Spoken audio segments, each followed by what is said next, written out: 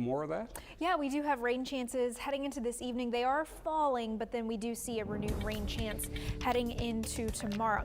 Here's a look at the state of Texas right now. I'll move the radar here down just a little bit in a second. Otherwise, most of the state is clear. You can see the sea breeze working its way inland with lots of tropical moisture provided from this disturbance here in the southwestern Gulf of Mexico, about to make landfall, if you will, move inland into northern Mexico. Pretty similar to where Tropical Storm Alberto made landfall earlier this past week. So we're seeing a little bit of that tropical moisture, and we're going to get a little bit more heading into tomorrow. But after that, get ready for the heat and lower rain chances. 92 in Corpus Christi right now. You can see most of those showers continuing to move westward and inland, but they are starting to fizzle out. That's going to be the trend heading into the rest of tonight. Maybe a stray shower heading into the early morning hours tomorrow, but otherwise humid, warm, and mostly cloudy to start our Monday. Heading into tomorrow afternoon, another active sea breeze with those showers moving inland. 94 for that high temperature, with feels like temperatures in the 105 to 110 range tomorrow and through most of the rest of this week.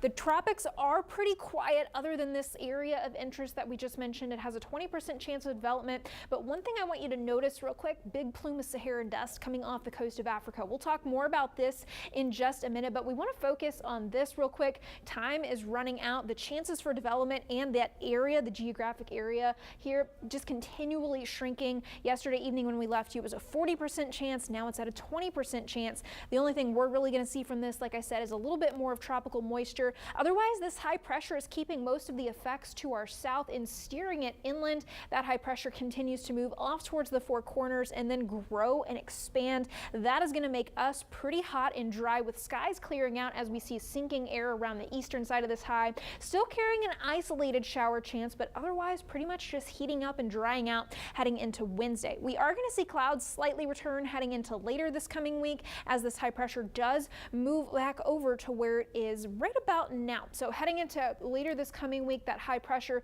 shrinks and then eventually grows back, and that is what's going to open up the door for Saharan dust to move into the coastal bend potentially as we see this flow around the southern side of high pressure. Now, Saharan dust generally bad for tropical development. It dries out the air, and if there's enough of it, it can suppress that tropical development through the Atlantic basin. So that is definitely a good thing for now, but remember, it is still expected to be a very active tropical season. All the while we see this high pressure expand over Texas, high temperatures stay pretty steady in the mid to upper 90s with feels like temperatures right around the 110 mark each day. So we could be seeing heat advisories later into this week.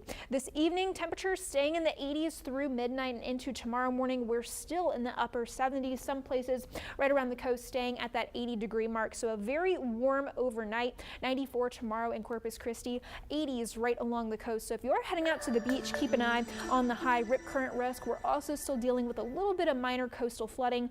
Otherwise, as we head throughout the week, those two things should hopefully remedy themselves and we're back to some nice summer weather. Brian. Thank you, Kristen.